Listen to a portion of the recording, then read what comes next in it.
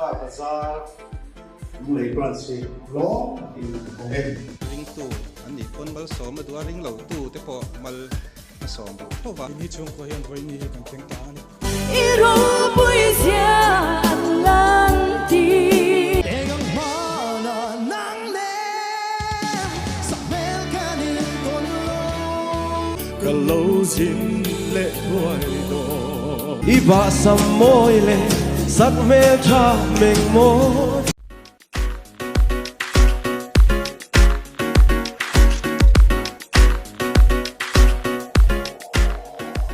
Tôi hề bật thiên này với đi à,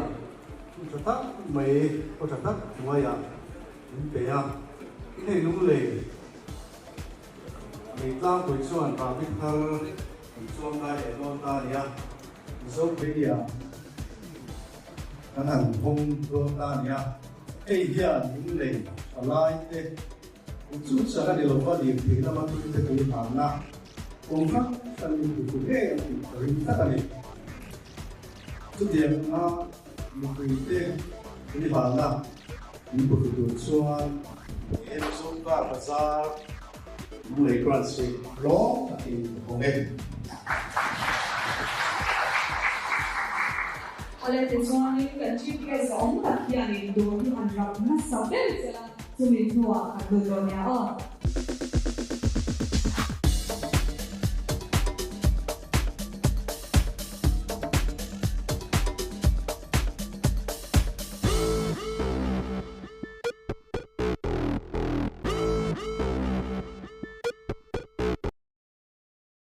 Kan hunte kan lau chan don tonga kan chief guest le kan MLA za tak ni bok pu vi mal som tuanga vice chairman lunglei high powered committee kan guest of honor pu lal chabuanga ASI traffic in charge Mizokar Bazaar lunglei branch manager pu lal ngak moya Mizokar Bazaar managing director sar lalpek zwala kan zai thiam som tele abik taka vo in hun min man pui tura helai muna helai muna local khom zong zong te in zawain Mizokar Bazaar mingin chibai kan buk cheu ani in ke hi atam zok hian in min shelo mai theya hello chate kan ni a tikhachuanin min shat kan ring do to a ke hi chate Mizokar Bazaar marketing manager kania vo in tla hian in tan host kanidon ani Ramchanga kan lave lokanga IG le YouTube lama khanin chate detailing girl ti khanin ko oma hey voina kan hanin me sia to hlom boka milo subscribe pa milo follow ve ngei turin ka bei se cheu ani chuan voin tlai hian hun chale lomom tak kan santlan ka bei se ya hun rei taka changa kan lo thlir lok to le kan nga hlel Mizokar Bazaar lunglei branch honna hun te pathian ka ishwaina zara kan han thleng ta ani a he hun min shwai thleng tu kan pathian hlena kan lom na zong zong omsela tin voina kan som na ngai poimo a helai hmuna local khom zong zong te in thil ti lai in na chul te in kalsan ngei karing helai hmun Mizokar Bazaar lunglei branch honna ron ngai poimo ai in lo kalawangin Mizokar Bazaar mingin thinlung takin lom thu kan soinon le ani amasain kal khom te in hmel sia tirna kan nei masa anga ming kalama piang te in chut muna khongain in loading anga kutbengin kan lo lom zel don ania ama saberin kan chief guest le kan MLA za tak ni bok pu vi mal som tuanga kutbengin lo lomang helame kan guest of honor pu le chabuanga ASI traffic in charge helame Mizokar Bazaar managing director sar lalpek zwala ani hi YouTuber ni bok ani ka mentor ani boka kong engki mamin kai shwai tu ani kan ambassador Miss Suzanne Jaishi Mizokar Bazaar lunglei branch manager pulal ngak moyale achian nu te khonga in loading sela hei helam panga hi chian nu oma kan hu thayam o punga ka hianin midang po minin hmel sia tir du anain karinga nakina thu soina hunte ka pedon thowa chumi huna chuanin milo in hmel sia tir tu ranga yela kan sai thiam chuan vorte kim kima wartakin kut lo beng zelang o David Darlong cha mathang lo VR pau tu kala me ti chuan ai zo lama changa kan model le kan actress ni bok Marilyn Chan Chani le Mary Kimi khongai loading vele se lunglei lama kan sum don pui kan chian Grace Auto Care lama changa local kanom chuan khongain chunmuna loading vele la 02 garage changa local kanom chuan loading vele bokila MVI lama changa local te kanom chuan khongain loading leila Zotlang local council te Pudani la Rod Sanga Pularin Oma Vice Chairman LMC changa local te kanom chuan loading vele bokila ole in zawai chunga kan loma soi mai te po ka nein karinga chung ho chu nakina ka soita kang khanin punga kan milai mel sia tir tora nga yang o tuna chuanin Christian kalkhom kan ni angin kan hunte pathian hena minhlan sakturin Baptist Headquarters Office lama changin pu vanal muan kima ilo somang u le pathian hena kan hunte kanin koltirna tan pathian thu sam number za som ni le pasari na chang khat le chang ni thu hi lo ngai thlang u lalpan ina sak lo chuan asatu te chuan an thokrim thon me ani lalpan khopuya von that lo chuan aveng tu chu ambeng thon me ani jing takain thowa tlai taka in chola thorim na cho in ei chin hi in tan a thon me ni hetiang hian amidu tak chu amuthil tir thin ani tin pathian thua kan hu a pathian hian mi zong zong himal so ma du a chumia chuan ring tu ani ponbal so ma du a ring lo tu te po mal a som du thowa a chang phei chuanin ring lo tu te hi mal a som zok ke mati mai tur ani chang te po hi a om china amero chu ring tu te le ring lo tu te pathian mitngwa danglamna pakhat kan neya ring lo tu te lakai chuan pathian hian besin sang takpo anei lo ani mai theya amero chu pathian hian ring tu te lakai ro chuan besin sang tak anei china chu ama ne na engkim titura min besin hi ani chin ani chu helai sam a po hian aron tar langa lalpan ina sak lo chuan asatu te chuan an thok rim thon mai ani lalpan khopuya von that lo chuan aveng tu te chu an meng thon mai ani ti in aseni wina po hian hei pathian khoina wangin lungleya kan la ton ngai lo le kan la thiat ngai lo thil thar pathianin pudonga te chung kwa puha ka te chung kwa aron buat sai saka chu vina hian apoi mo lai taka chu heng ti thei tura pathian na siam na zong zong alom thu kan sei rualin heng an thorim na tur tele an ma hun local tur zong songa hian pathianin an laka beisina anei tel chu ama nen tizel turin adua ama shreng turin adua chuta chuan ami te ta na malsom na hi ada sakchin ani lali suwa po khan chu asoya aram le afel na zong masazok ro u ti chuan chung zong song chu pek bel chang chu atiani veina kan hun man a po hian ring tu kal khom te kan yang in pathianin kan laka be seina thu tak mai min nei china chu ama hi shreng turin ama ring turin ama chu kan engkim ni turin min somani ti veina hian kan sia thale nan he thu hi kan chiar ani pathian ma itong tang u lalpa kan pa vanami vina hian imal soma dom tak helung lei khotlang ang po hian kan donga lungleya kan la siat ngai lo mizo kar bazar lunglei branch chu honin alo omta ani he mizo kar bazar hon ani then tura abula changa malakna zong songa isuaina kan chante vein hun thleng thei tura minom puina le minen kolna zong songa wang te in lom thu kan sila che veina hian hei program dom takte kan mang do na he kan program kaltlang te po hian kan hena thu isoi zel te kan du ani ti chuan veina hian he mizokar bazar lunglei branch hi veina hon alo ni ta ka hian imal som na le iswai na te po kan dil sake khovel chiat na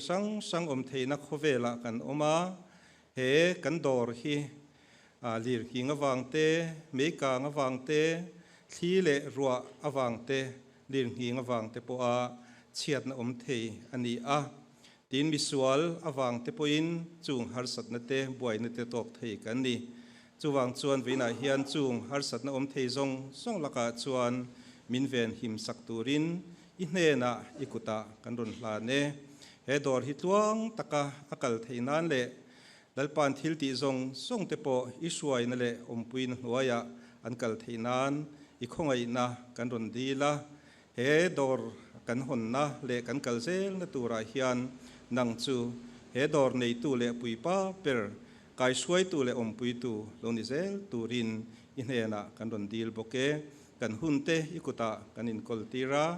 lali suwa Krista mingin hne na kan ron dile amen Hun ser min man saktu kha Reverend Vanal Moankima, Director Pastoral Committee BCM Headquarters ani in Mersha Tirna kan nei le lokanga YMA Sub Headquarters Lunglei Branch YMA Shwai tu te khonga in chut muna loading vele lokang o wartakin kutan in beng le lok teng o ale kan no me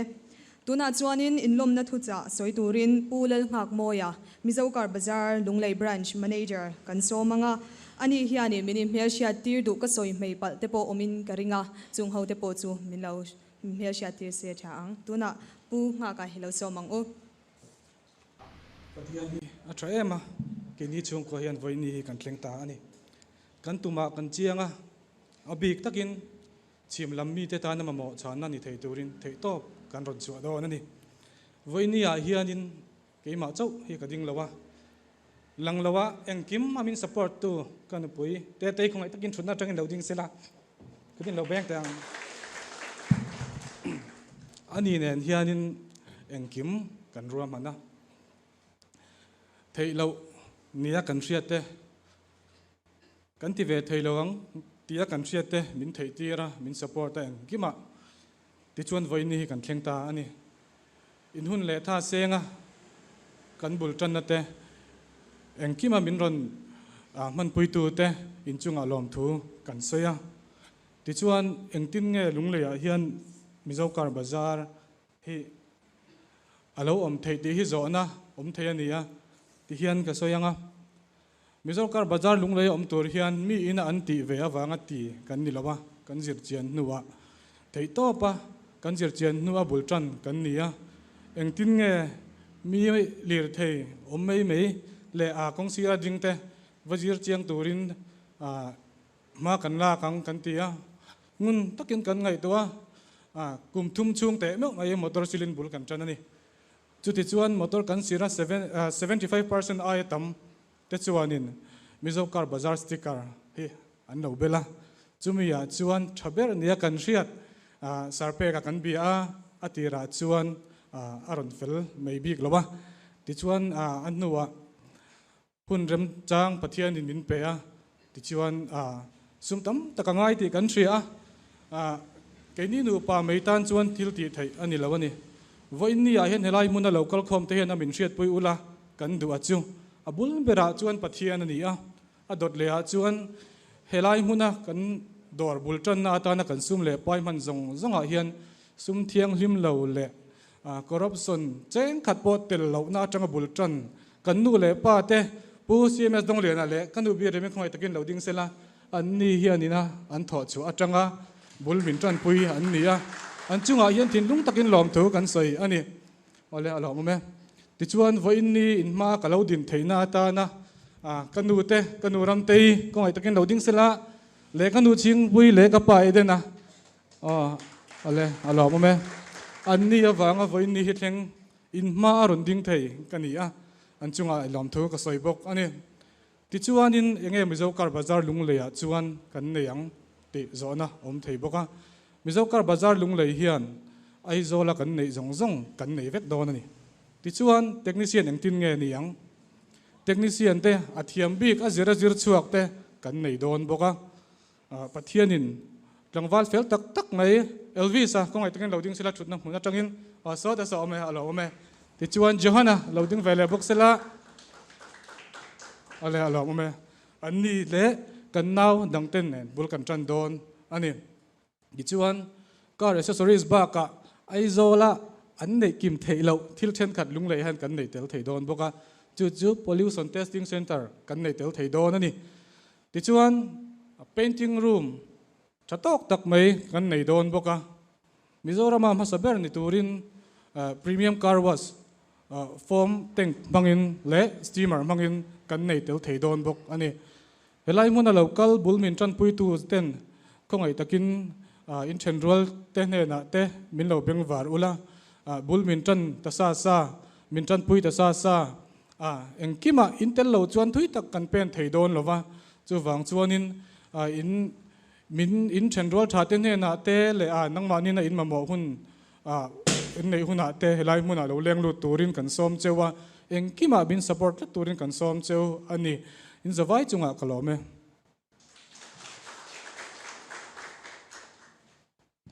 punga ka kan lome tuna chuanin malzai kan ngai thave thunganga lung leilama changin VR pau tu kan some in zawai in chi bai ka buk chewa ka chan te zai tur te han ama sabera zai ro min tia ei kan ron lu nu han ka zai don ti ken she chawa pathian ro puinan siam tu ro pui ti hla kan sange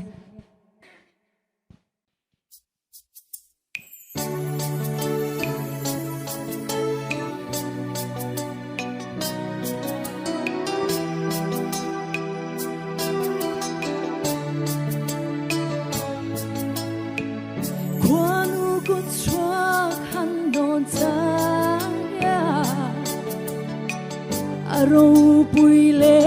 môi nè hia lung lai ở phần nghề phật dọ sen rúa là lâu thiếu giang tin rèn để hiền lơ ba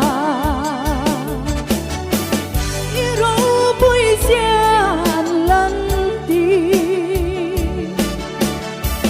Xin pha hiang sẽ thiam để đến sẽ Phật lâu dễ ăn ông lo nghe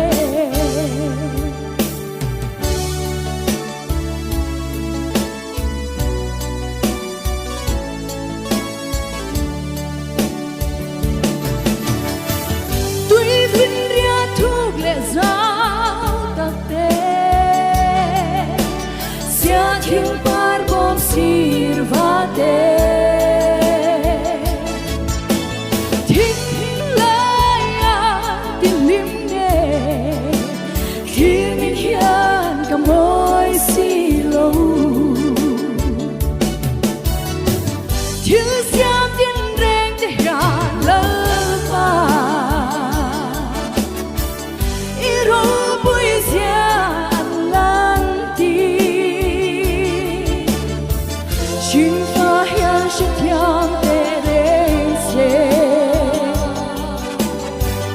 Phật lâu dễ ăn ông lo nghe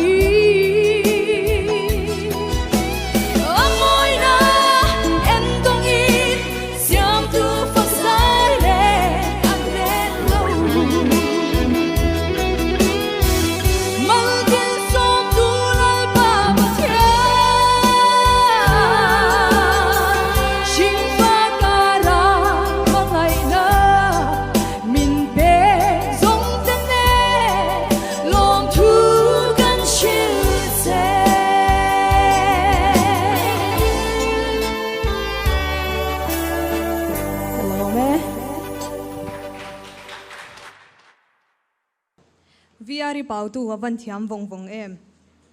kan pathian ro puizia la in na ron puang chhuaka aro pui hle mai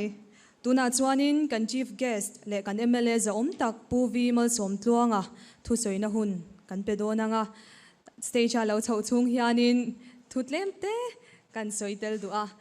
pu MST a hi Mizokar Bazar customer nun le rin takani ti kha ka soilang du ani lunglai mi puite po azar in zo nge ka ringbok ani tuna pu MST a thu soina hun kan pe nge le sain India helai muna Mizokar Bazar lunglei branch honna ron kal zong songte chipai thami kan han buk bot cheu ni abik takin pulal thabuanga SI traffic te tin kha kan ho zai tak miss tha te tin pulal ngak moya len chung kwa zong songte tin pulal pek zola MD Mizokar Bazar te tin mi suzai ni an ambassador Mizokar Bazar te le helai muna kan artist le model mel tha tak tak ron kalte tin kha branch wai me lampang te sub headquarters wai me lampang te le mi poi mo tak tak ron kalte in zawa in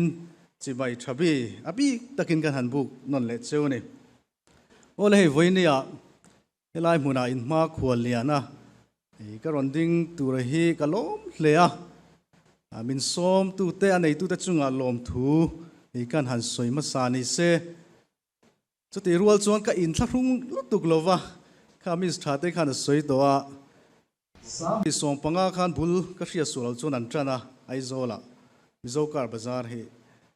chuan ka motor leive ma sak ber po hi sang ni som panga khan ya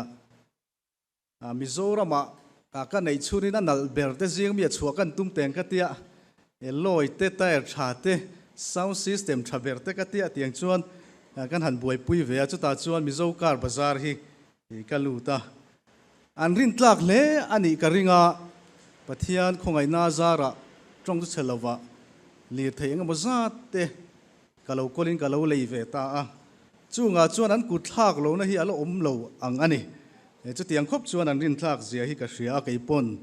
ka dor thina ni ti te po voini kal khom ma hian kan han soi du bokani ten garil ruwa kalau ruwa man lok lo thil pakhat pulal ngak moya kan proprietor per khan welcome speech nei na khan anu le pa te ada poi mo zia angai hlut zia aron puang chua ka ro pui leng ka hria tunlai ke ka thalai pui te ti te ke ni po thalai kan lania nu le pa te ro pui na te chuan na chang te kan lo thelo thina ka ngai hlu em ma chu wang chuan cheng sing khat hemi lom pui na ni pa form hian nu le pa te chuan na chang a hria ta wangin kan han pe don bokani akina kha kha a hran pai ka ji pe mai ang no ole ne kan hria tangin mizo te hi kan advance sa chuti rual chuan kan economically din mun ala pachia deu wangin le kan omna rei lung te na zir tok lo wangin kan ril ru kan veite thalai te na kan eat te kan chak zong te tin tunlai chon technology athang duang ema kan kut pha khove le lam kan hu thei to a chu tiang chu nia chulai ka ra chuan kan mamu ang zong song te kan duang te Mizorama omlova phai changa chalu te lo ngai thina tinapi takin hei leitlang pui tang phei chuan ai zola kan va phei te ngai thina engamo kong sang sang che tiang chu nia amar chu hei voin nia Mizokar Bazarin helai kan kot kai maya tin hei ke phei chu ka va nei leng ka hria HPC area ni pialama ka bial chung ala ni boka hetiak anga ban phak me aron chop chuak tu rahi alom om hle in ka hria a chuti rual chuan kan han cha du chu helai hmuna thok tu te nei tu te point he Mizokar Bazar quality hi maintain vongreng turin kan han cha bok cheu ni tina tot le chuan kan hria tangin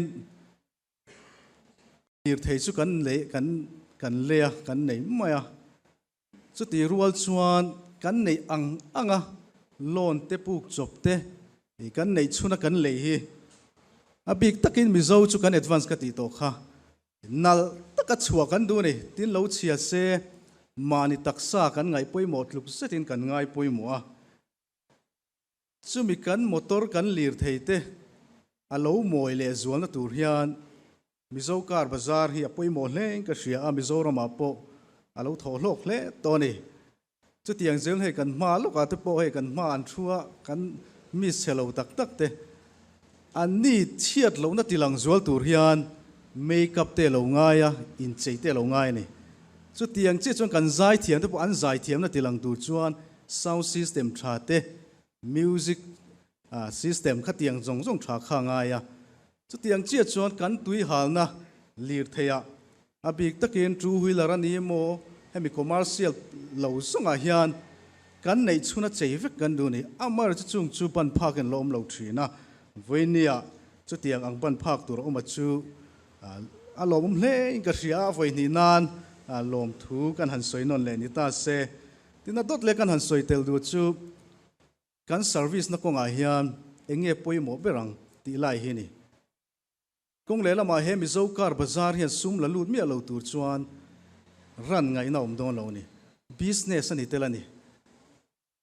มีปุยเตมาโมกันเปกเปียละมาเห็นบิสเนสนี่ซูมีอาจวนเองเงียบป่วยหมดเบรังโอตีฮิสวยโดนไตละสวยตัวตั้มตะกอมังสุดท้าย experience โดยเตะกันหันเสียไปจากเจ้าไอโซลาซุ่มโดนเตะ consultancy firm เตะที่ช่างบวยปุยกันอมติรขานวารีปฐุมเวลิกเบีย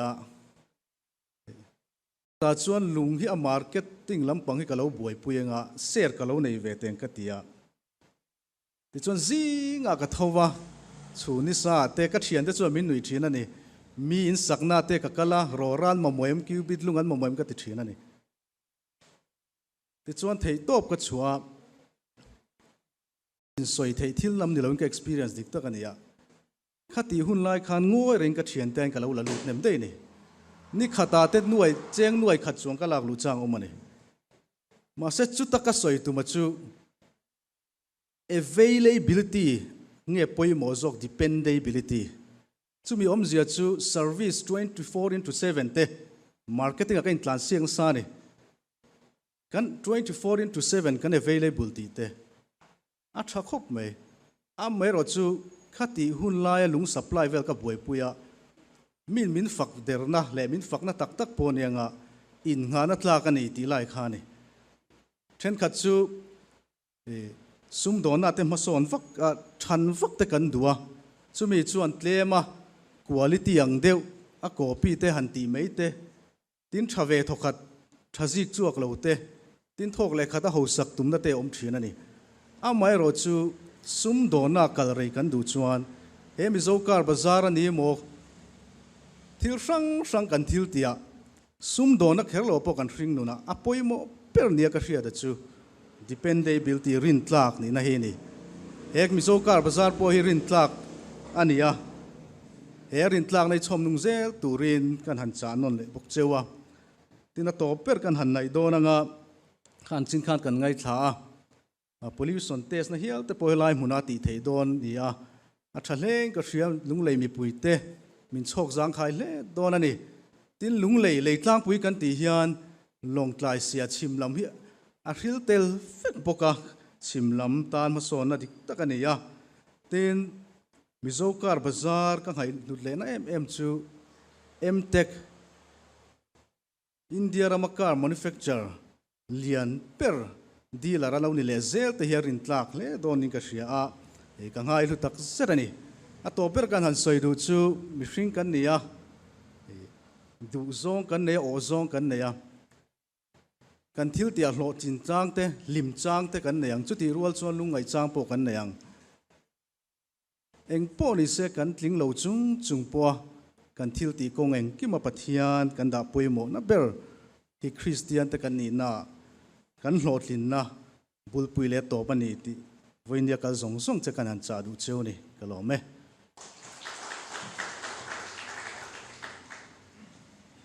kan chief guest pu vimal som tluanga kan lo me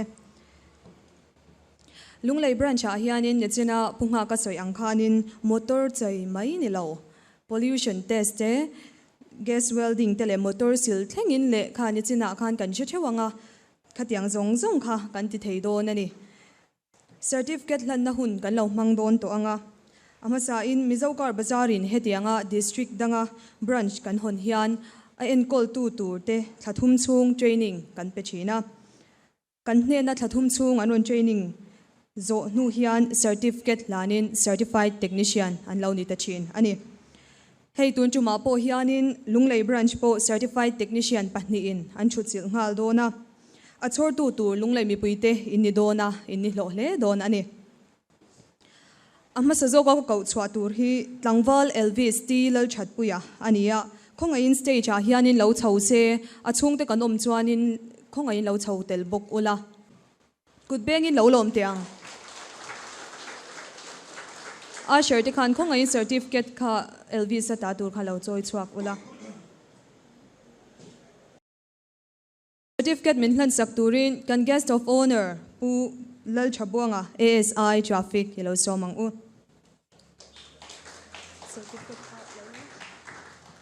anin hlan main certificate kan share chuak masalo kange certificate of completion this is to certify that LV Steel Chatpuya has successfully completed 3 months course of automobiles technician from Mizogar Bazar on 31st October 2024 taught by TBC Lalom Oma, Head Technician, Mizogar Bazar, Lalpek Zwala, Managing Director, Mizogar Bazarin, assign book, ani eh. Tuna certificate lanturin ilo somang u.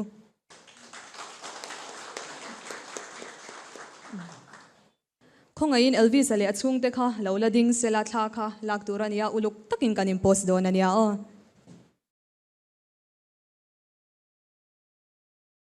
Elvis ali at sungte kan lome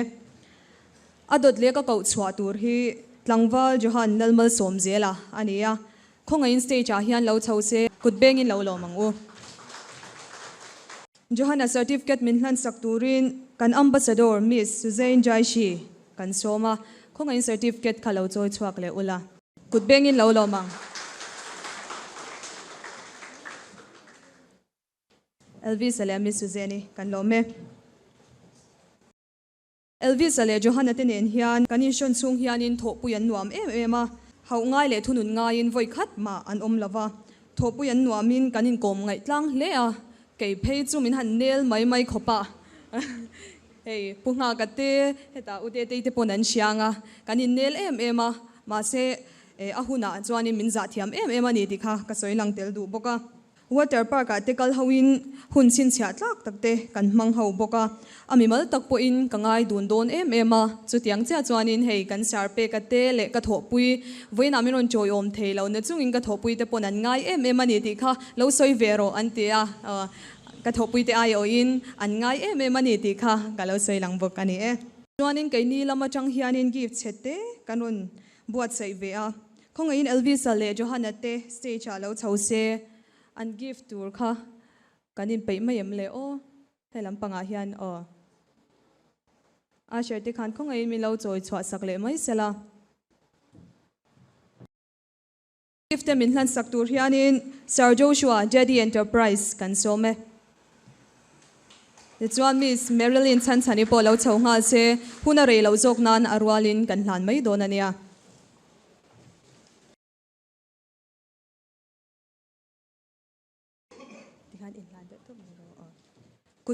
wartakin kut kan lo beng sel don ania o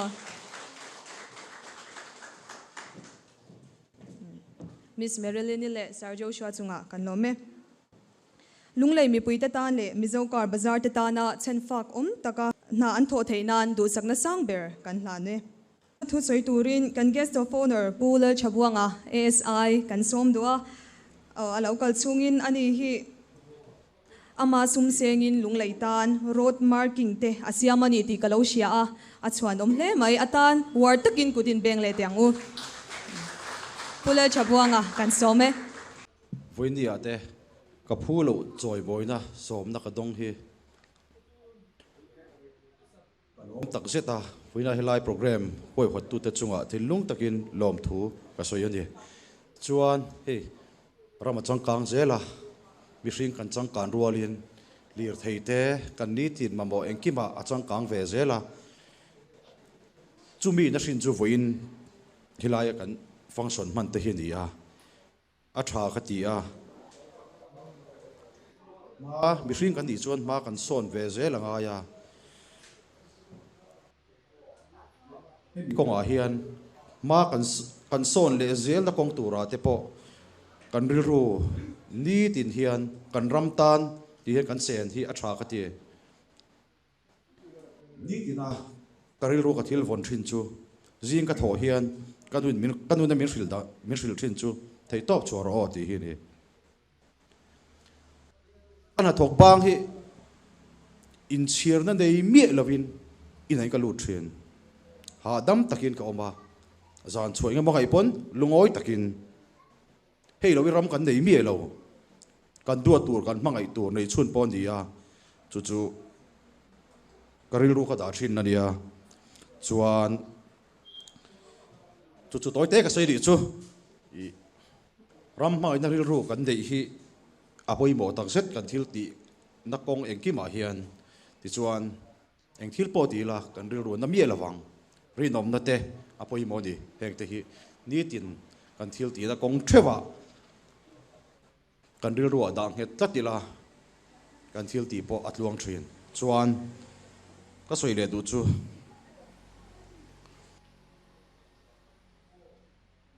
lung leina mizo kar bazar helaya a hon theina na thei top chua tu te in zawai thei top chua tu te in thok tha ka ti a lunglei mel ti moi tu tur pon ni a lunglei ma son no ti moi tu tur pon ni a voin dia helai a local zong zong te pon thei top kan chua puyan ngai ni ti kha thret i thar thawila i until ti la kong engkima te po puyan ngai te le support an ngai na china te po thei top chua support theu turin ka ngen cheu ni kalome chabuanga ASI traffic kan lome tuna chuanin thu soite kan ngai tha nem ta deuh boka beng titlai lamzong han ngai tha vele thungila mizo idol changa mi te melsiat nula te duron em ni bok David darlong nge mai kha zai turin kan some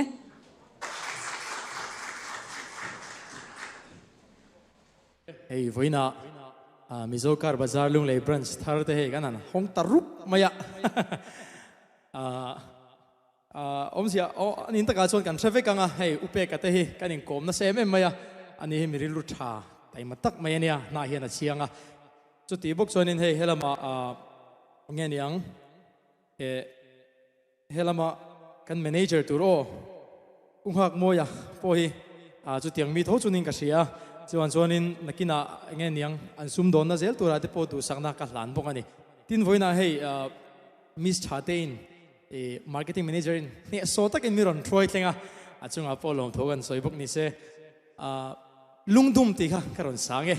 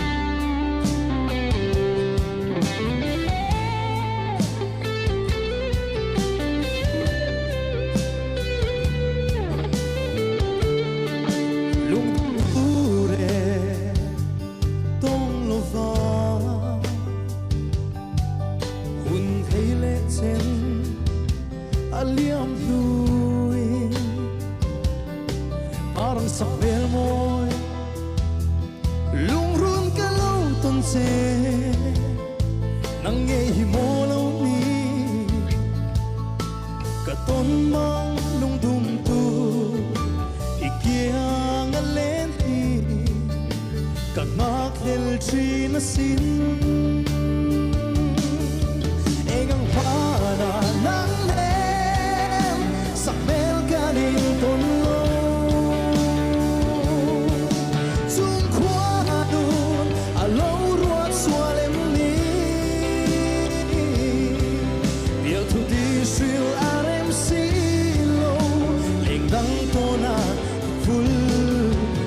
si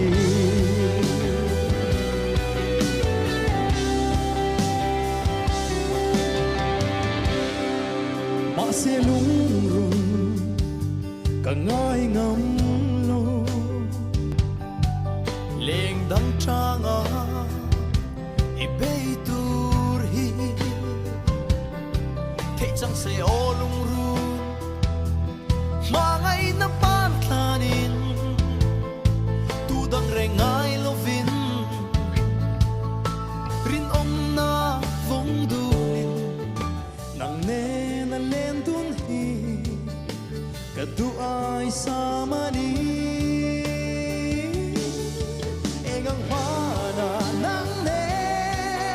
sa bel kaning ton lo zum kwanun alo ruat sualem di dia tu di shil arem silo leng dang tona iful ton si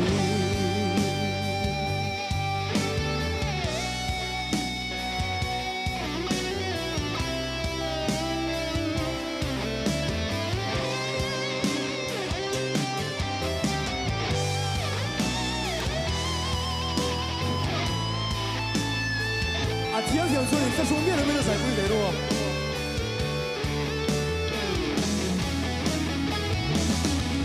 Egang mana nang nem sa mel kanin ton lo zum kwanun alo ruat sualem di dia tu di shil arem silo leng dang tona iful to si leng dang tona iful si leng dang tona iful to si Hello me. e khai Davida nula ten an du ron hi ka dem ta ho lo mai a zai thiam kop mai a top lama hun te om chanin ha zai liang kan di ler te tan hianin Mizokar Bazar t-shirt kanon kinga lan ve kan du a khonga yin pu nga ka stage a hian lo chho sela t-shirt min hlan sak turin mer kimi khonga in lo chho box se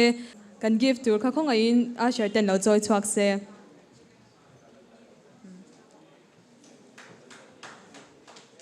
ole tuna gift in lan hun kan lo nei le lokang war takin kut kan lo beng zel don ania o kan in thlasung dewem o katia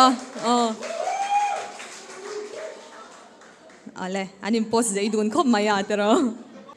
ole tuna chuanin thusoi kan ngai thavele thunganga thusoi turin Sir Lalpek Zwala Managing Director Mizokar Bazar kan somanga nichina kalo soita kangkhanin ani hi YouTuber ni bok commenter ni bok le kong engkima a staff te min kai shwai ni em tu ni a ka thopui te ai o ni bokin achunga hianin thinlung takin lom thu kan soibok ani tuna sarpe ka hilo somangu Mr. Te kalome hey live show ani lo boka nakina video te po edita la post le tur te ni boka chuwang chon light deuin voin chu hun phangila limni ni boka zai thiam ten lo zai te pon kut lo ben pui te lo chhon te khangkha arem chang vek ani te kha kan soi ma sadu ani he voina kan chief guest zaom tak kan guest of honor te tin kan chief guest tak pei chu voinia a soita kang khan in ne le mem mai kan nia chief guest om tak alo nia ama kher lo rom mana chang in hre te kalom hle ani tin soita kang khan ke hi Lalpek Zwala kania Mizokar Bazar Aizawl branch a son tinglo tak chungin managing director na kan thok ve ania hei lungleya mi thatak mai ko hran le khotla nga in mang me padong ate chung kwa lungle nin lo neya an hian Mizokar Bazar lungle branch an en kul don ania punghak ngoi te nu pa chunga pokalom hle me tin hemi mun garon thlen che ka min impress emema an thai top an chu ani ti ka hria achan chu event thi kum khatain voi ni nei thin kan nia chuwang chuan kan boi pui ven sa thin ani chuwang chuan heng zong boi pui tur hianin hun le tha ngai tu na tam takangai ni ti ka hria kan lu chia Mizokar Bazar ina kan du dan le kan mit thla dan ang kha an lo hre thiam hle in ai soi tak tak ang khan an lo in zirna sa ni ti ka hria ei kan theme color te black and yellow อังจีเตกันโลโก้ red black and white combination อังจีเตที่ยังคลับขันบอลลูนเตปอนโลเตอังกิมมาฮีอารูปีก็เตคบมาคงไอ้ปุดงก็เตชุ่มกว่าปุ่งหักมวยเตชุ่มกว่าตันกุดนักแสดงนินเบงเลยล็อกเตียงที่ชวนให้ certified technician ปนิเอลวิสเลยจอห์นเตนันชุดจิลโดนปกะ certificate เตนันดงตา certified technician นั่นเลวนิตาตูนมาคานเกนี่ปอยน่ะ accessories business กันลุมาคาน technician ชาฮีอันวางชีนเมย์มายกุดขูดเดวเรานำเดวเราจุงกันมอเตอร์กันใจตีเตนนมชีนนี่อามาเราจูวิ่งงำสีเราต้นเดวง่ายสีคานิน customer จอกคานมอเตอร์ในตู้จอกคานหลบไปตู้จอกคานมอเตอร์กันใจตีชีนะลุงสีเราเดวินกันใจตีชีนนี่อามาเราจุตัวน่ะจวนคอเวลเราดังลำตัวที่เราจังกังตัวรุยเราให้เราวิน certified technician เต็นทลายจอกเต็นไอเดียชจอกเลย energy ชจอกเนี่ยเต็นอินมอเตอร์เตอันนี้ก็สักโดนเจ้าว่าสอร์ตู้ลุงเลยมีปุยเตอินนี่กะลงปุยเล่ไม่เจ้าตินมิโซการ์บาซาร์ลุงเลยบรันส์คนอันนี้โดนคานิน market survey เตปกันรถในเว็บปกเกมานีปนกัน chief guest นะสวยอย่างคานกุมฮิปเทียนซาระดัมเตกันนมจวนกันมุดเล็งเทเตนี่จวนกันกุมสมนะฮัลโหลนี่เวรงโตไม่ช่างขัดเลียนเสร็จไม่การ accessories business สายฮันริงกันเราโรลเวตัวจูวังจวนกระเชียดเจียนจูลุงเลยก็รอนสินเพย์แต่ปนลุงเลยฮินลุงเลยมีปุยแต่ฮินการมอเตอร์ฮินมังไงนี่ใจมวยอันดูนี่การ accessories ชัดตักเตยอันดูนี่ที่กระเชียงไม่ตินก็รอนสินเพย์กันมูเลเจียนปักขัดจูลุงเลยฮินการมังไงตัวตักมานินุปุยมานิฟาดลูกเอ็นกอลตูเทียนอันมอเตอร์อันใจดูตอนเฮียนลุงเลยเห็นรินนัตักอันหัดงำเหลวนี่ที่ตั้งตะกินกรอนมัวนี่จูมีเชียนจูแค่นี้จิงดาร์กว่าจังอาจารย์ดาร์กว่าเลี้ยงเซอร์วิสไปชินกันเนี่ยนี่ขนาดการส่งปนินากันทุกชีนะลุงเลยจังอินการเลยตุรินไอโซลาเตที่ลาราเตอันรอนกัลชีนะหันมีขวดเตโมชุงเตเนน่าไฟหาเตโมเตอันเชชีนะมาเซเอ็กซ์ตรีชัดตักขันดูบ็อกซี่จูมีฟังชวนินมันหมดตักินการรอนลัดชัวกะจันเรตักแข่งมอเตอร์กันใจสักทีนั่นนี่ข้ากันบรันส์มันเองจะเรียนน่าสวยอย่างคันลุงเล่เห็น 70%จุ่มมิเจ้ากับบาซาร์สติกเกอร์กันโลโก้เต้นนั่นลินตีมเฮียกันโลโก้เต้นนั่นนี่เฮ็ดอย่างนี้มอเตอร์นุ่งไอ้อินเบลลินมุชีนังจุดที่ยังโจนี่ฟังจวนลุงเล่เจียงหัวไอ้ปอเฮียนเกมอันนี้ก็รอนมุดหลังทุยโจกันนี่จวนจวนการ์ accessories สิดิมานออกมาอามอร์จุรินนันหาลูฟังอินไอโซล่าเคร์ใจอันดูชีนั่นนี่ที่จวนทุนเราคัลเจล่ะให้ลุงเล่เห็นพาร์ทเนอร์ตักกันนี่02 garage เตปอนออกมาGrace Auto Care เตปอนออกมาอารมณ์เที่ยงเต็มก็เชื่อว่าลุงเลยเฮียนรินตลาขบตูรินการ accessories แต่ service ชาเล product ชาในรู้ที่อินฟูอินกันอินติพูร์ตัวน่าชัวจวนอินเงี้ย free training เตกันกัลปุยะ technician training เตถึงการกัลวินดอมกลางโตชีนะทินลุงเลยเห็นดีเลยเร่งมาจัดกันในจุงอินลุงเลยมิเจ้าการบาซาลุงเลย branch อารมณ์ชอบไหนโตจุงปอเฮียนลุงเลยเฮียนข้ามีกันดีเลยเตตันขานินอันมานี่วอชตูร์เล่อันมานี่รอนเนชูตุขันการรอนกัลเร่งเหล่านี้ที่ก็สวยเตลมาสะดวกนี่เสียจูอามาขจวนนินลุงเลยสับไลรอนกัลเพย์ดอนเฮียนนิขัดเตหุ่นเหล่าง่ายตาอัดวันเหล่าเพย์จนนี่เตไอเรย์เตปกงอาทั้งชิ้นนี่อันมาหมดตักคัสตอมเมอร์นี่นะดูอ็อกเซสซอรีสอันนี้เหล่าเมียวจวนคัสตอมเมอร์ลอสนั่นจันทร์ออกมาหุ่นต่างกันกัลชิ้นนี่ตัวนั้นจนให้ลุงเลยบรันชาการินซาร์เพย์ตัวกันดีลร์ส่งเตปอนให้มีลุงเลยบรันชาจังเฮียนบุงรอยน์ละเทย์ตัวนี่จุมีนี่จวนนินไว้นี่เอ็นตินันฟาร์นาเรนกัดลุมาโมตาอุละตาเซกันดีลร์ขันไอโซล่าจากแค่ไงเลวินลุงเลยบรันชาอัลละไม่ยังอากาศสมรลอสตูร์ปกาอัตเลมตัวอังทินกันสอยเลดูปกาจูกันดีลร์ที่ตานเห็นกันรินนมมันนี่ที่ก็สอยดูนี่จูวังจวนขมวงตะกินนมอุละเตกะกันชีฟเกสินสอยยังขานินอินเดียรัมปุ่มไปเห็นดิสทริบิวเตอร์สมลีเวลกันออกมาจุงซิงจนมิโซรัมกันอมเวทไทยเล่าไม่เฮ้ชอร์ตูมิโซรัมไปปุยตั้มตะกันเล่านี่ตัวproduct ชิมเอ็นตินันเจงโซมากันสระฮีดีลาจวนนิน profit อันนี้เวทนั้นคันเจงเรียตินกันเปตานี่อิริเตลาจวนเจงเรียตหมดเจงกว่าหมกันติเราเจงโซม price ค่ะ strict ตะกินกัน maintain จัดสระนี่ช่วงจวนกันบุงรถชงตู้เต็งเงินให้นาคันกัสมรันกันละเจงเรียตลักค่ะเจงกว่าปนเฉลเซเจงขัดระเล็บเท่าตีนะอันนี้จวนเกนินเจงโซมกันลุติตัดสีจวนข้ามีดีลาเต็งให้นานฟัลเลยคันกันกัสมรจอมตักเตปนดิสทริบิวเตอร์อินทิเวเซียดิสทริบิวเตอร์เราเนี่ยนัดจังอินโปรดักต์ที่ไอโตมินกัลเลย์จอกเทนสินตีจงนัดแต่กันต้องเทนมินชัวชาลเทนนี่เซจูมีนาจิไอเอ็นทีระจูกันดีลาเรตันเห็นกันรินนมเวทโตกันอีทีเอ็นทีระนี่จูวังจวนลุงเลยดีลาร์อมเมกตันปนเราทนตัวรมเราว่ากันช่างหัวงา ลุงเลยเห็นเบลทาร์หัวงะตัวนั้นจังหัดทุ่มเตลียนที่ไปจนลุงเลยการที่มวยตัวงดไม่โดนนี่ที่การสอยเตลตัวให้มีโปรแกรมมาโซเฮียนินทลักนะหุ่นไต้ส่วนฟัตบุตันออกมาเฮ็ดไล่โลกัลคอมส่งแต่ให้จวนนินท้าลาฟิกิละที่จวนให้มิสเซนี่เตปกันแล้วช่วยยะที่มิสทราเตเตปกันแล้วช่วยยะจวนให้โมเดลชัดตักเตปใจเทียมเตปกันแล้วช่วยยะทลักปุยเปียงเตขันออฟเฟอร์ก็เสียมโดนเจ้าวันนี้ไว้น่ะฟัตบุตัดทลักกันลักปุยยังอ่ะจวนทลักเราชัวเวลอินสตาแกรมอินเราอัพโหลดตั้งมิโซการบาซาร์ที่นุ่งแบ็กกราวน์หลังเงี้ยขันมิโซการบาซาร์อินเตกังตาส่วนตัวเงี้ยlike mutam tiga kan clear don di like mutam berkan Instagram live pangin karon puang nga like mutam berkan in Bluetooth speaker haman Bluetooth speaker singkat sangruk man ka dong don di chuan chu garment steamer thomno kan steam na kan ti fine na kan ti ro na le kan ti marandang chi hi cheng singkat man kamai TVS product kan dong don poka cheng sing ni le sangruk offer karon se mani chu mi tur chuan hemi zo hianin thalak ngei tur ni ti khaกันใส่เตลตัวพวกนี้กันแล้วไหมเสียไปกันแล้วไหมข้าโอเฟอร์เซียมชาวเล่ไม่อะถ้ากันละช่วยตัวร่างกายอย่างว่ายังไม่เห็นมีปุยเตไอโอเนเซียเล่จันปุยง่ายแต่จันปุยตัวอันนี้เซียจูกันเชื่อโอเมว่ายังไม่ละมาจังอิน greeting สวยตัวรินปูเกลลฟักจวลา president sub headquarters อีเราสมังอู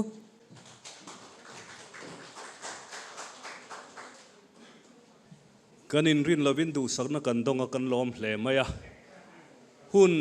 อากาศถุยเดียววางอิน formal address ข้ากัดติดด้วยระวังอินจะวายินจิบไปกบุกเจ้าล้อมถูกันสวยนี่มิเจ้าการบาซาร์กันเรทีนะวันน่ะลุงเลยเล่ชิมิปุยตตานะบันพากะเฮลายะโจนะอินรอนชอบชัวกันฮีกันเอ็มดีเตเล่ตินวันน่ะเฮลายะกันมันไอจร์เตช่วงกัวจงอาเฮียนลมถูกัสอยตินวัยเมจวนรำเล่นนำหุ่มฮัลิกันทินลุงอลังเลียนเอ็มมายาสุดท้ายจวนนินเทคนิคเชียนะสิงห์เตเมลกันมุลวะอันหลังเหลาโปค่ะเกนี่จวนมาสอนหน้ากันง่ายอันนี้กันมีเจ้าหลังวาลปะนี่เทคนิคเชียนอินันโอมาค่ะอารมณ์กันตีอะเฮลัยช่วงกัวอินะมันไอจร์เตเลช่วงกัวอินะอินทอลอกเสียรำเล่นนำหุ่มบัลตตัวรัตันน่ะอินันเสียมหาริงอดไม่เตหิลมถูกันสวยนี่อัตบเบราชวนกัทินลุงหลังเลียนเร่งทรินเวเมแพลตฟอร์มพอไอ้เมโมเมโลโมก็สวยเร่งทรินสุเฮียนี่ซุ่มโดนนะอันนี้สุดท้ายจนซุ่มโดนนะเฮกันหุ่นเสริมมังตูเทปนันสวยต่อปะเทียนปะเทียนเตลปุยอ่างไงสุดท้ายชวนนินตีร์โกเตทิลติบุงสริจางสมลีปรุกาขันสเตฟานาลุงันเดินลุมดอนขันตีเฮียนะสวยได้ไหมอะมานามีค่ะจูดาวิดาจูปะเทียนมิดมุอินดูสักตลากินอาทิตย์นี้จูวังชวนนินเฮลัยมิเจ้าการบาซาร์เตไอโซลละมันเอโมเฮลัยลุงเลยบรันส์อันเอโมดูสักตลากินชวนปะเทียนเห็นมาละสองไงยังจูตีกระริงอ่ะจู่ๆก็ดูสักนัดจูนี่ก็หล่อไหมปูเกลฟักจวลากันหล่อไหมเมื่อเช้าที่ดูเจ้ากันไหนเลยอ่ะอาการกันเจ็บเลยลูกกังอ่ะให้กันดิ่งละมาเฮียนินเอลวิสเตชุดปุยเปเรซ่ากันมัวให้ฮีเอลวิสเตเบชปุยนี่อาเซียหาจังอินารอนซิมวังวังอ่ะคงไอ้เราดิ่งเสละเปเรซ่ากุดเบงอิเรามังอันนี้พอฮี certified technician เวทวันนี้อ่ะโอเล่ตัวนั้นจวนเบงติดเลยลำกันง่ายทว่าเวลทุ่งังสลายจุนจามวังอ่ะอาจูนะนุละตั้มตะกวายเล่ตีร์เทยตู้เงี้ยไหมคะตุงเงี้ยเล่กิมมังเงี้ยไหมคะเราสามังอูจีบไปเวกุเล่เฮ้ยเวน่ะโปรแกรมราบิทธาร์กันกายให้โปรแกรมกันอูเปกากรอนซุยทำมิ่งที่กันสาง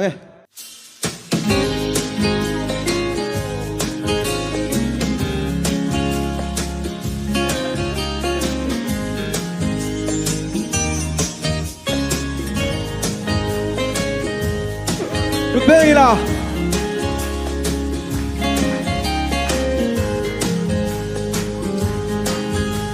Amit meng moi chukalam aron lena Kachuan na muna trong zong imoy luane Anui moi le an ka min lalo ma se Katan zong o boite imoy luane Kabem visit na kasuom le lo Katsai ve to na kapu một lo Iba sa môi le sắc mê cha mình mô Kata lâu ni la kamangay che cha te Kata lâu ni la kamangay che cha mình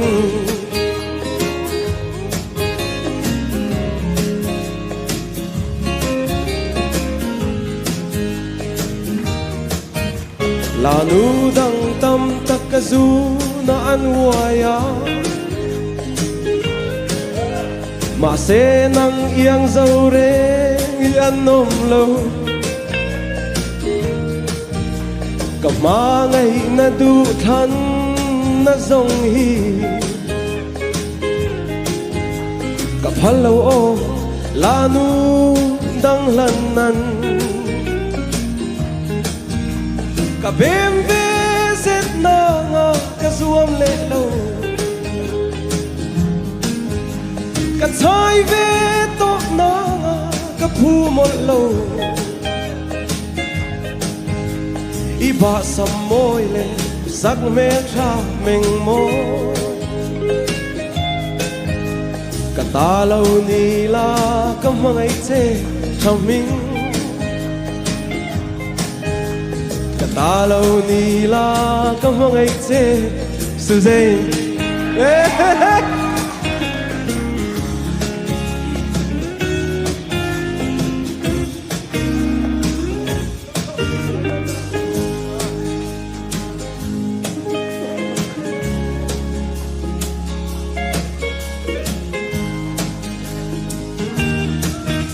La nu dang tam takazu na anwaya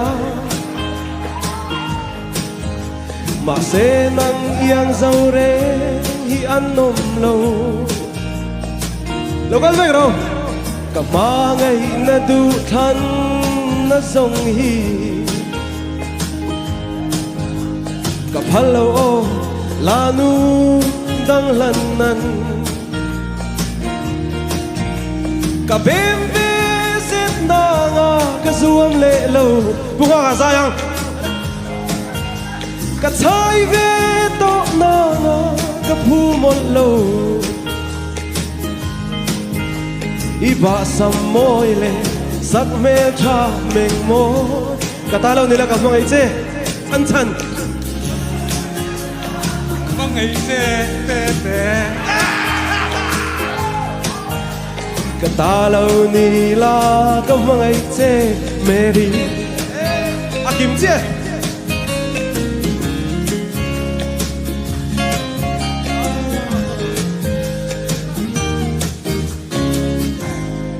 Kan lo me Kim kima awahan thiam te reng em Azun a o zun nei tak mai te ngai thathein hei kan hanoma kan ni lo le mai in thu tlem te kan belle du chu kim kima le David a hi hei inchina kan chian ang khani sar chian te be be an nia program dang an nei po hianin sarin an som to hi chuanin program dang kan selin helai huna miron tel wi china an pahni chunga thinlung takin lom thu kan soinon le ani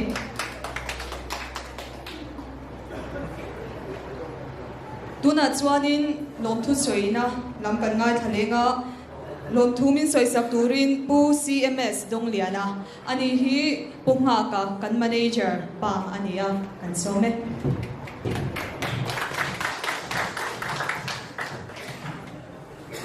kan ho zai tak te kan kualian dum tak pu MSD kan guest of honor pu buang puya hun ser min man saktu pastor muantea oi me saphet ko tar lunglea ka thian te ka tho pui te le branch oi me lunglea ngan tho pui te kan bi som te zotlang local council VCP ni mang chu chairman te le kan bi som rang te le helai muna miron tel pui tu zong zong te in zawa in chi bai ka buk thar le chewa ei voina kan hun man tur hi kan phur khop maya pupe ka zara ei tiang in hun thatak mai kan on nei the kan nei theya a huai hot po hi achang kang khop maya e kan be sei lo top super model kan ti do na pu ming te super model nei zo kho super model te zai thiam Mizoram Langsar Mizoram number 1 tak te David Darlong te Kim Kimate le lungleya kan top artist cha mathang lua te Vanram Moi te aron som lot ling the hi aro pui khop maya an chunga po lom thu kan soya an mani khatiang ho zong zong ron kal te kha an chunga lom thu kan soya ni he hun kan hwan theina tura min le hetiang dor nei theina tura min ka hroi tu pathian ne na lom thu ama saberin kan soya ril ru le ngai tu na po kan phak lo ma se chim lam pangin ma son na tura kan ngai ve ni sia hetiang ang dor kan han din ve thei lu mai hi kan phu lo kan tia ni ma se la thian te ming lam zia to lo la khat te le pathian kai thona wangin hetiang kan han ti thei hi lom thu pathian chunga po kan soi ani din khwalian tura kan som puemestian hoi hom takin min lo rem ti saka a huna che phle mai ti kan hria phone in kan soma min lo phur pu em zoka tiang a lom thu min lo thil zok zomani ha tiang ang khwalian min nei sak thei min tron sak thei puemestian chunga lom thu kan soya tin lung lei kho pui ti chang kan na tura motor lir theite lo tamta a hetiang konga hian lir theini tu ten har sat kan polite lo tlang puya thing tlang nge chu kho pui angin chuni kara chuan traffic ne taka en kol tu le driver te le lir theini tu te ne na awareness na sa tak pe thei tu pu buang puya anin khua zoma miron tran sak theya achunga po lom thu kan soya chumi kara chuan driver te le lunglei le chimlam pang lir thei en kol na konga hian thanem ngai taken thok zel tur pon du sang da kan hlan ngal ani tin kan hun ser mang tu tur he kan u nau pa ani ma zoka pastor muante a hi han hun a che phle maya ni ma sela nang ni ani chuan ka ai lal ron hruain ka ron kal theng atia pi choi te o pi choi te an ding ve hrim de se ani hian ka ron kal thei ani hruai hian ka ron kal theng atia aron hun chep takara min ron hruai ti theya alom om kan ti hle maya tin kan then om te then om group hi kan nei ve a hey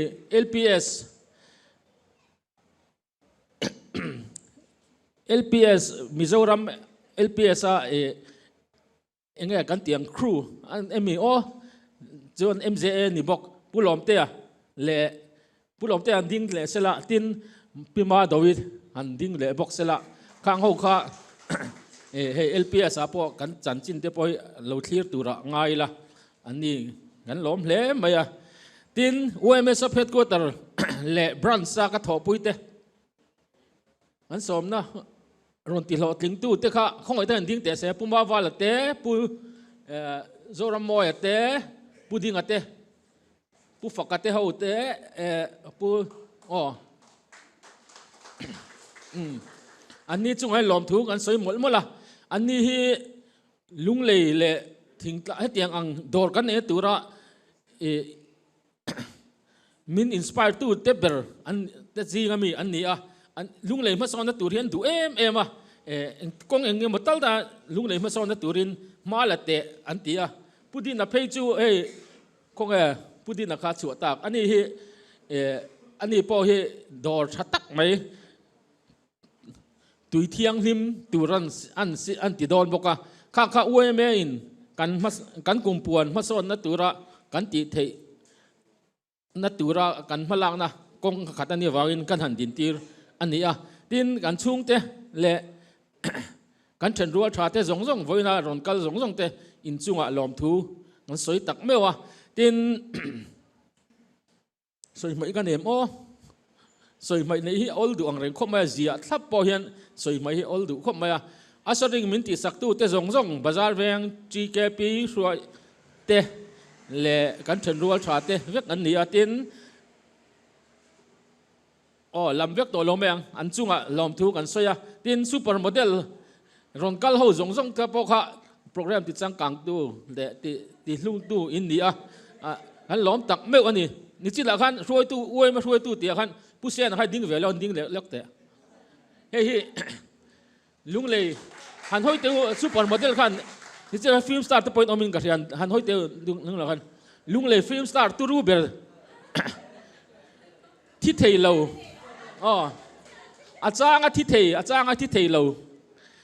ลุงเลยฟิล์มสตาร์เราปุยเบอร์อันนี้อาทิตย์ฟิลิปขันดิ้งบอกแต่ฟิล์มสตาร์ทาร์บอกค่ะอ๋อยังไม่ฟิลิปค่ะพ่อนามี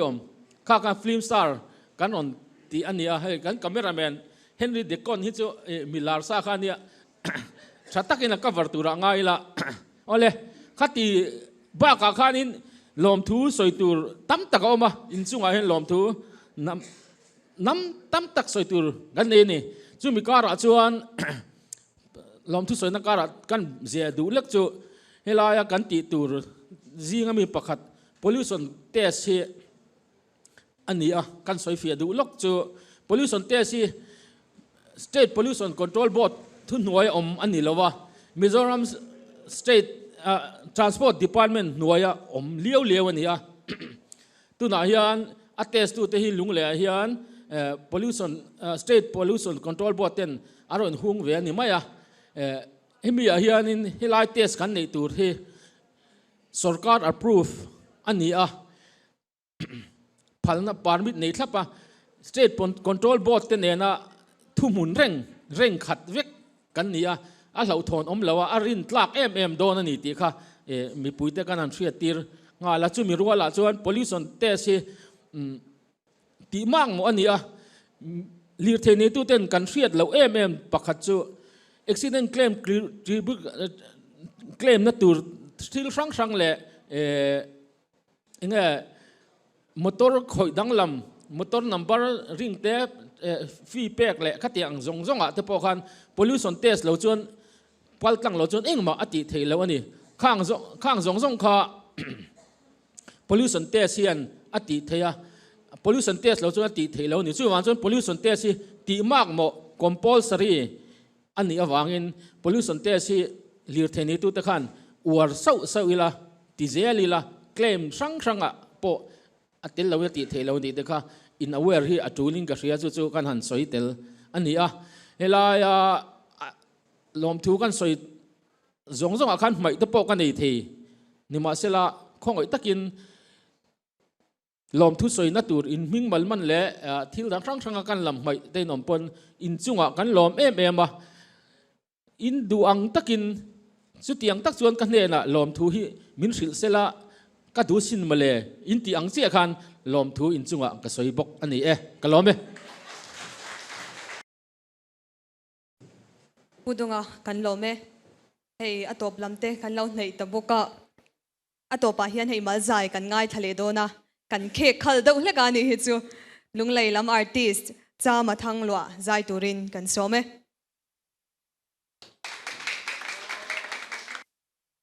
chỉ phải cái chút cái xem về tổ lô mấy ngà cái chuyện tới hậu khăn giải tụ hậu khăn lô xem vết đó cái ring về mấy ngà thà thiếm tắc tới lô giải cái bộ ring đựng lấy cái còn giải về đó này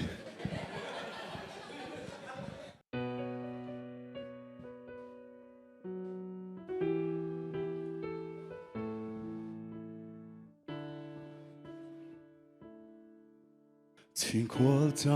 從對地摸緊路運動個頓多拉努中個很多結局那背地能硬嘅嘛個龍的靚杜希個damn出你中下個東多多nem你O in va khó tuôn loa cần phán đun lại tê kha mít kha ăn ở cham reng mi han ngài về che mô ti a cái đó lại đi thái coi bông tê chua ti a mi ron rốt mô cái thiên lung ngày tua rong cầm nâu bên về tuần lâu chi khoan bồi tê cái vang ngông khar nem tên lâu tua tổ la ingaya e cái po cái lung van lê nghe tham mong ta kinom la in vang khó bùi nghe ya isak be tôn tur hiane ka lâu zin lệ thôi đó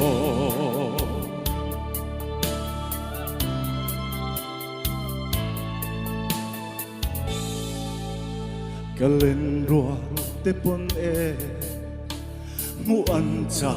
che sin avan be cha ilim tha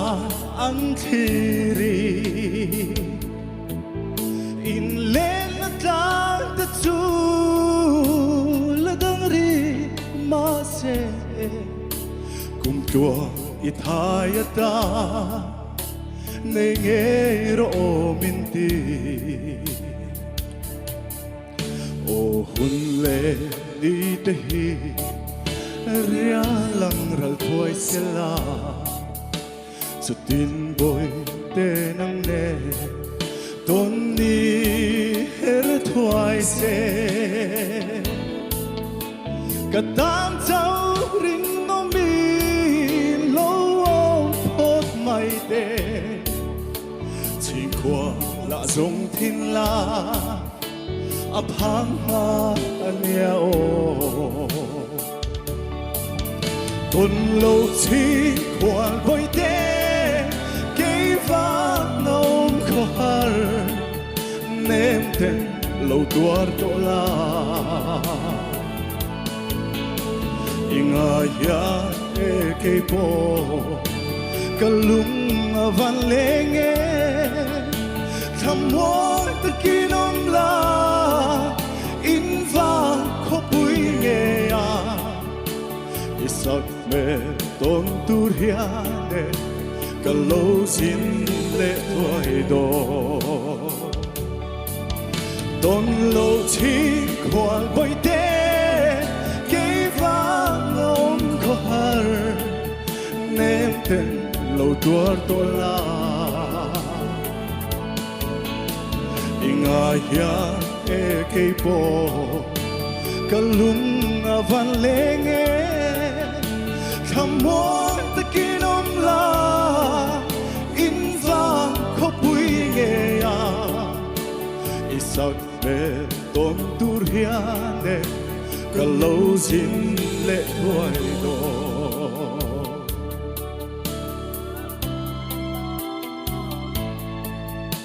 cả lâu dính lệ thoại đó lỗ mẹ khoi la mange kan zinang o ka ato baron khar moi khop maya tuna chuanin kan program pa ngai kan zo to a photo session in ala muaka